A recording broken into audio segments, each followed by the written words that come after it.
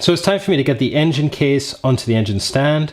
And to do that, I'm going to mount obviously the right side of the case, as we look at the engine from the other side, the right side of the case on the engine stand. And then we'll mate the left-hand side up when I have all the internals in. So to mount it, I'm going to use the original mounting holes here for the yoke. My car came, must be all the same, but 2 studs, I think these are 79mm, I'm not sure, but the M10 1.5 coarse thread. 2 studs here, 1 and 2. Then my car came with a short bolt that went in the top corner here of the transmission. I'm not sure I like that bolt. It's a little short. It doesn't sit in all the way when I test mount the transmission on the back of the engine. It's a little short. I like the fact that the stud uses all of these threads to hold the stud in itself into the engine. So I might swap this bolt out for an actual stud itself. Then there's of course the long bolt which goes in here for this starter. But I'm going to use the stud instead to hold everything onto the engine yoke.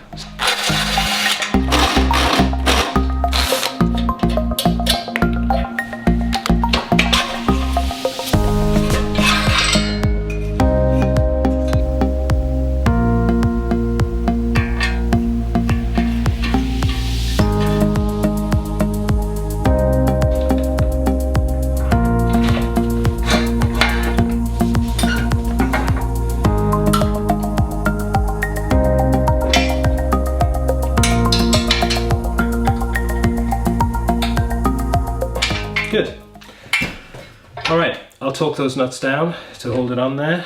But there it's on the engine stand. Great. Let's get it all beautifully clean and then I can start putting some stuff back inside. So before we do anything, let's check what Ollie's did to the case to renew it for the rebuild. I have the work order here, so we'll just go through what they did.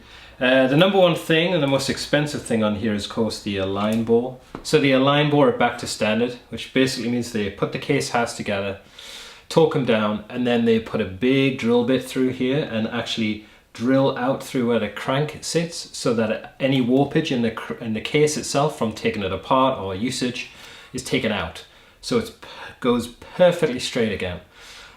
So they did that, 725. They did the time certs on the head, for where the head studs go in. They put these little steel inserts in either around the piston bores, so that the head studs won't pull out of the magnesium case. The steel won't pull out the magnesium case, much stronger. So they did that here for the head studs, and they also did it for the trans mount as well. They welded at number 3, so that's on the other side of the case. So where the head studs go in here, they welded the back side of them here so that it's a little bit deeper, a bit longer. So all of the oil galleys on the engine, they all cleaned all those out, and then they put all of the new bungs in at the end, all of these sort of brass bungs, and then welded anything that I needed a clean up. I had a crack here and they fixed that for me. The crack was not there when I sent it. It got cracked when they were trying to put the bung in, but they fixed it. So that's great. So they rebuilt the rods. They put new bushings in where the wrist pins sit, and they honed the actual rod itself, for the crank. They magnafluxed the crank. They did the oil plugs on the crank, and then they micro polished the crank too. So the cranks have gone through, all the rods have been gone through, and the case halves have been gone through too. And that cost me $2,222 with tax and shipping. So it's quite a bit of cash. The only other thing that I didn't ask them to do, which now I've upgraded to a later SC oil pump, a 4-rib oil pump, was the oil bypass modification. So I took the case down to Jay, my local machine shop here, and I asked him if he could just do the oil bypass on the case, and that was just 85 bucks. So now I'll just make sure it's all clean, go through it all, clean it all. They clean everything, but they hot tank dip it as well to clean it. Then we'll start adding the bearings, and we'll get some of this stuff back in there and get it back together. So the first step in the assembly process is the rods to the crank. Now I have everything I need to do this process laid out on the bench. I've got it on my clean tray here, so I can keep everything spotless. There's sort of no contaminants can get in there. Everything is super clean from Ollie's. It looks great, but I am going to clean everything again with some alcohol and my low lint wipes. And then once I've done that, I'm going to attach the flywheel to the end of the crank, and I'm going to stand it vertically to work on. But I'm going to use the new flywheel bolts and just not torque them down, just hand tighten them, just because these are a one-time torque deal only because they have a stretch value. So once I have the crank vertical, attached to my flywheel and everything's cleaned, I'll install new bearings.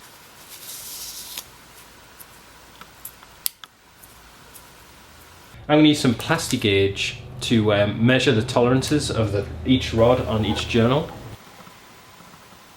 I'm going to use the old rod bolts to do that check. Torque these down to 36 foot-pounds. Disassemble them. Measure the plastic gauge spread and see if it's within tolerance. And then I'm going to use these ARP rod bolts that I have. Now, these want to be torqued to 50 foot-pounds, or the better way to measure it is its stretch value, the bolt's stretch value. And I bought the ARP stretch gauge. The stretch value is 0.009 to 0.0095.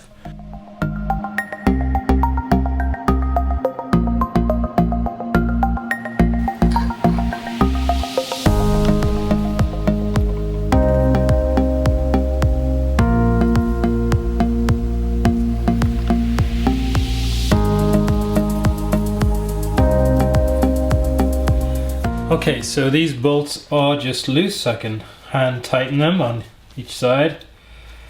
The stretch gauge, and I'll measure the side that's facing me. When the rod's facing me, I'll measure this side, and we'll set our stretch gauge, which is right there, to be 0. Okay, and lock that down. Okay, so that side is measured, zeroed out.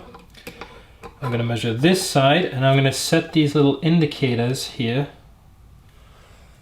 So now that one's zeroed out at 25 is its start position on this side. So 25 plus this 0.95 is 120. So right here is 120. So that's perfect. So that's that stretch amount, and 0 to 95 is the other stretch amount. Okay, so I'm set up. And let's set my torque wrench to 10 foot-pounds. There you go, 10 on that side. Okay. Okay, now I'm at 20 foot-pounds, and I'm going to go back to the other side. And I'm going to come down. I heard it go to 20. There we go. 20. All right, let's set this thing to 30, you get the idea. 40 on this side. Okay, so let's measure the stretch on this side. So facing me, my stretch gauge is at 0.008 on this side. Let's measure this side. And here is about the same, maybe a tiny bit higher on that side. 48.9 gives me, so you can see here I'm right at that 9.5. Perfect. 48.9, gonna remeasure, and that's me right at the money. I'm happy with that. So that seems to be the way to do it, for me anyway. Now I'm very confident that these two bolts are torqued correctly and stretched correctly. And I'll move on to the next. So the first job is to actually clean the case halves. Ollie's did a really great job. They are absolutely spotless, but I'm going to clean them again and again. They've been sitting here quite a while. So I'm going to clean them with some good old brake cleaner. I'm going to use this isopropyl alcohol. It comes in a squirty bottle from your local pharmacy. And I'm going to use these lint-free Kimtech wipes to clean the whole surface of the bearing journals, as well as the inside of the case, both halves, and then we'll start putting some internals back in. So I was getting ready to install the oil pump and intermediate shaft, and I thought I'd just read through Wayne's book one more time. And it says here that if you have an early case, 65 to 69, then the intermediate shaft rides directly on the metal of the case. Now I've installed a bearing here and it fit perfectly, so I went back and looked at the pictures of the when I tore the engine down, and I noticed there was no bearing here. It rode directly on the surface of the case, on the metal of the case, the intermediate shaft. And there was no notch. Now there's a notch. So obviously Ollie's had gone through and modified the case to accept an intermediate shaft bearing. I'm going to give them a call, ask them about this modification, just to make positively sure that's exactly what happened. But I'll go ahead and install the screen and bearings and everything else I can without actually installing the oil pump and intermediate shaft.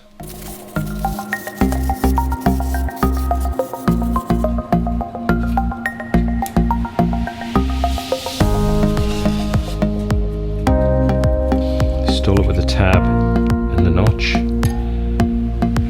Push it down nice and evenly.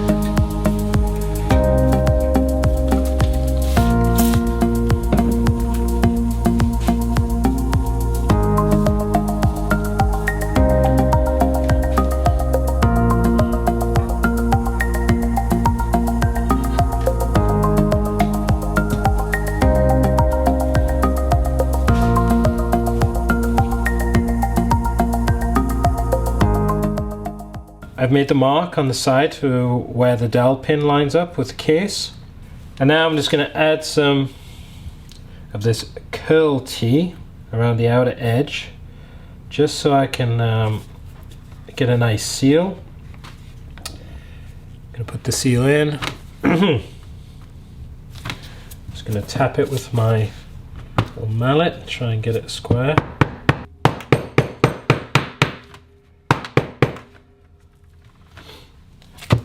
Alright, next is this seal. Goes around the outer edge. I'm going to give this a bit of oil.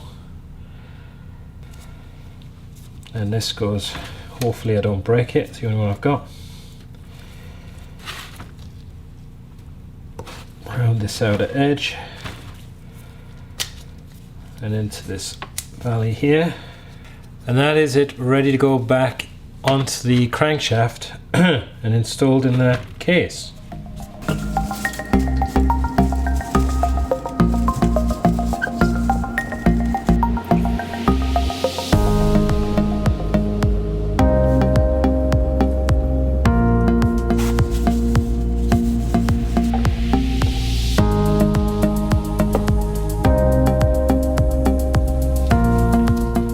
Before I remove the crankshaft from the flywheel, I'm going to clean the journals one more time, and then I will prepare the crankshaft for installation into the case. Now I'm going to add some assembly lube to the crank journals.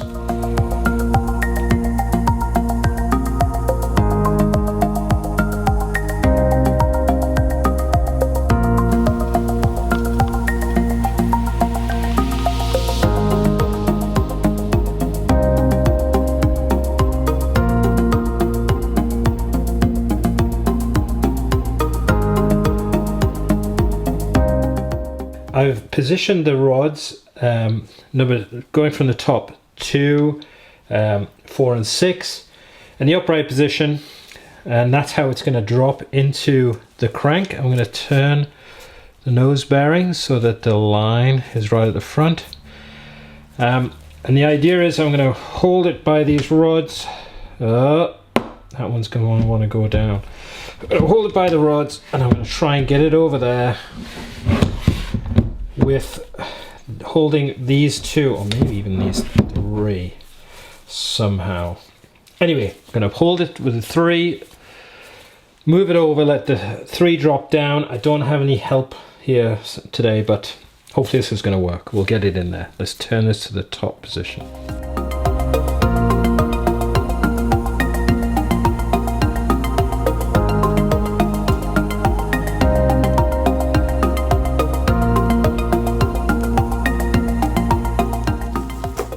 Just ran a bead of Loctite 574 for the rear seal and the nose bearing seal. Alright, I'm going to very carefully drop the crank. It's good.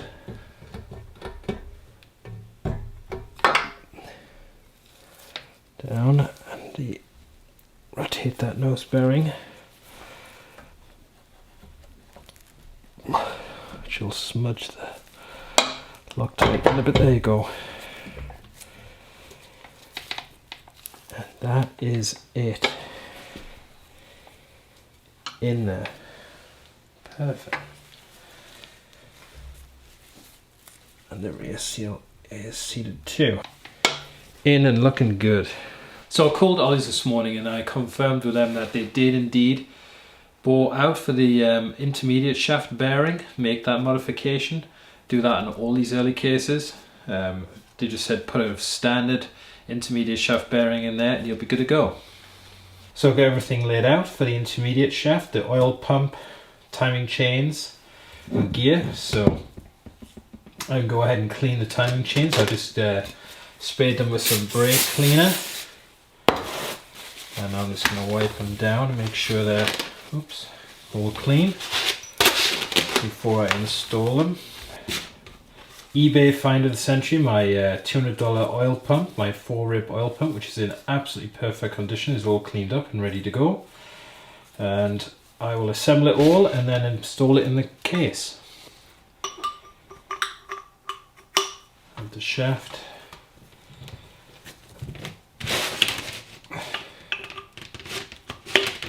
Alright, I'm going to try and do, there you go, let's get one chain through and one going over the side of the case. And then get this in the right orientation. Boom. Just make sure that's okay. Chain. Excellent. Just going to make sure this oil seal at the back is seated properly and all the bearing surfaces are mated correctly. The teeth are meshed. That's good. Alright, so it's in. It's great. I'll check that seal out. So I got myself one of these borescope cameras and it hooks right up to the phone. And I can use it to check if that seal is seated correctly. I'm going to hit the record button on here. And then I'm just going to place the camera inside. Oh, twist it a bit, left, right, and yep, there it is. And it looks like it's seated perfectly. Look at that. Excellent. Alright, great. I'm confident that I can tighten that down and it is seated perfectly. So I bought new tab washers which go on the pump, and you bend the tabs down over one side and up over the nut. I didn't want to reuse the old ones. They're in pretty bad shape and one of the tabs actually snapped off as I was trying to remove it. And I'm worried about metal fatigue and one of these tabs actually snapping off, becoming weak and snapping off in the engine and going for a ride around the engine. It would destroy it, or it would do some damage, that's for sure. I know that people don't actually like using these tab washers and they actually use a wave washer and Loctite instead, but I'm going to use the wave washers. They served this engine for 200,000 miles. They'll do another great job at 200,000 miles. So I'm going to use the blue lock thread though, for sure. So I'm going to get that put on here and get it locked down to 18.4 foot-pounds.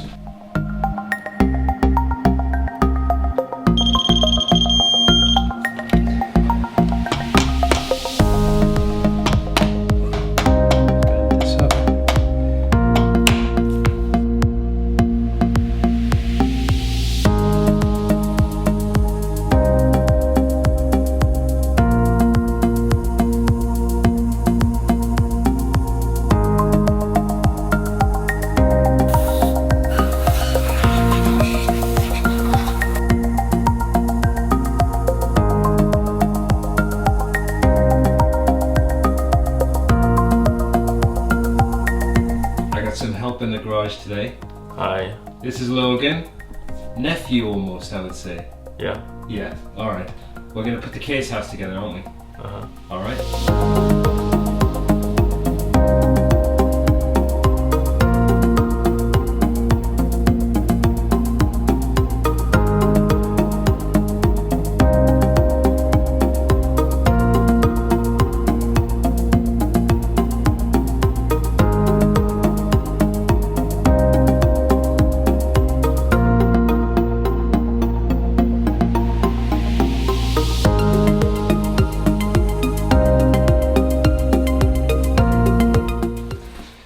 First thing is that zip tie's got to go through this hole.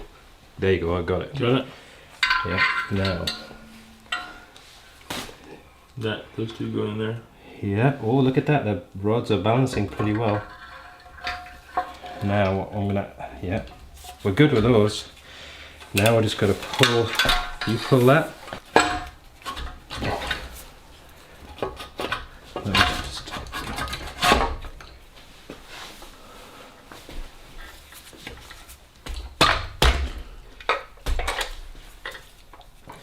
right, the rods are good. That looks good. That looks good. Let's just put it over the side. Come on, yeah, now have a look on this side.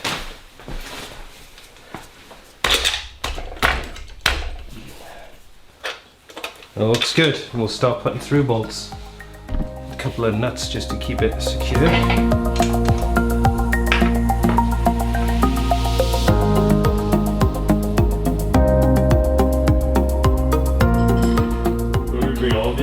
Yeah.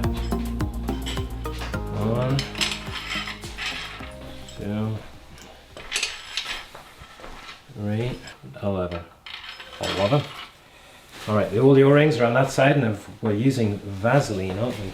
We're going to add the O-rings to this side, and we're using Vaseline, told by a prominent engine builder. So 1, 2, 3, 4, 5, 6, 7, 8, 9, 10, 11.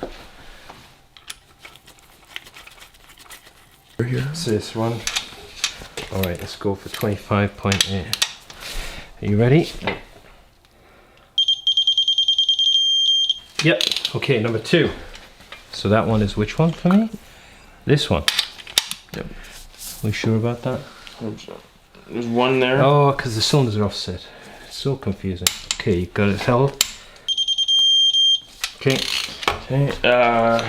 3. Okay. Okay. 11. 11. Over here. That's that second to last one. That one there. Yes. That means that's mine there. You want it?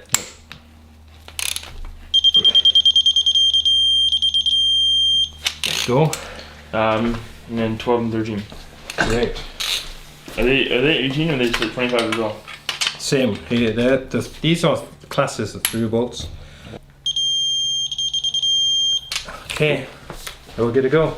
We're going to put the flat side down and the rounded side up. Okay. Careful they don't drop into the engine.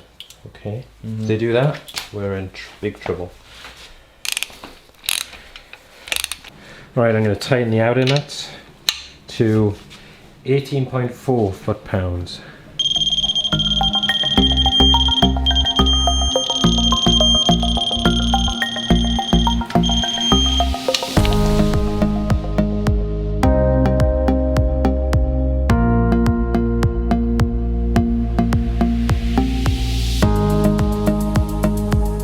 Going to install a thermostat.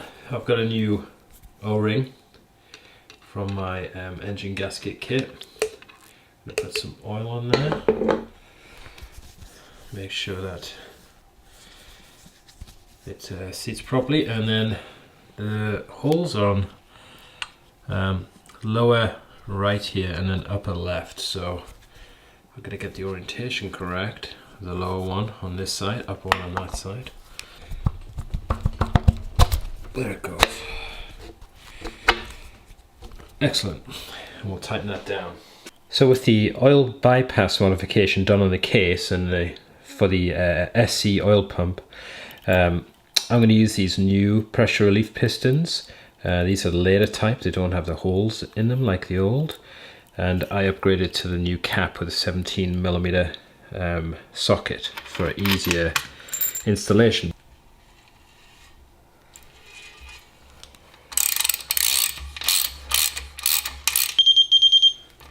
Here's the new piston for the underside.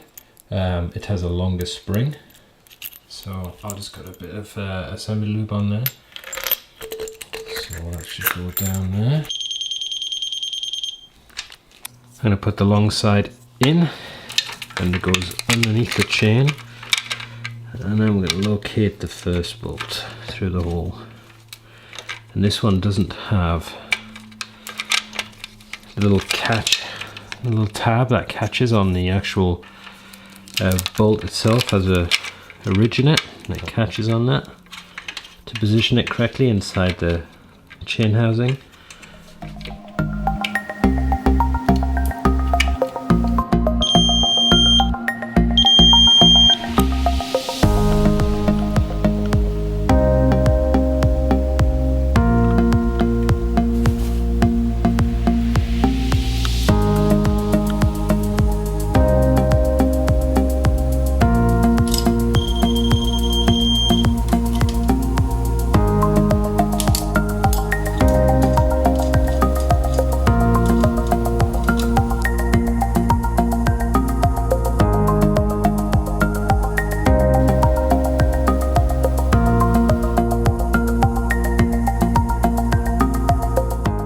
So I've installed all the head studs and it went pretty well. They all have the Loctite 271 holding them in place, and torqued them down best I could. I'm going to check the deck to see how level that is.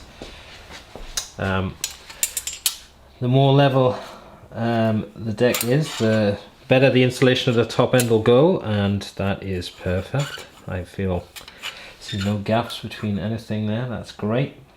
Excellent. And then the studs, again, they all went in perfectly at 135mm. Some are a millimeter out, maybe 1mm out on a couple of them. But there's not any that are more than 135mm, and I think that's the point. So there's two on that side that are maybe 134.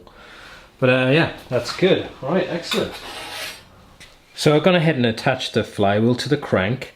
I've just hand tightened the bolts right now, and then I've put my little tool here to lock the flywheel against the case.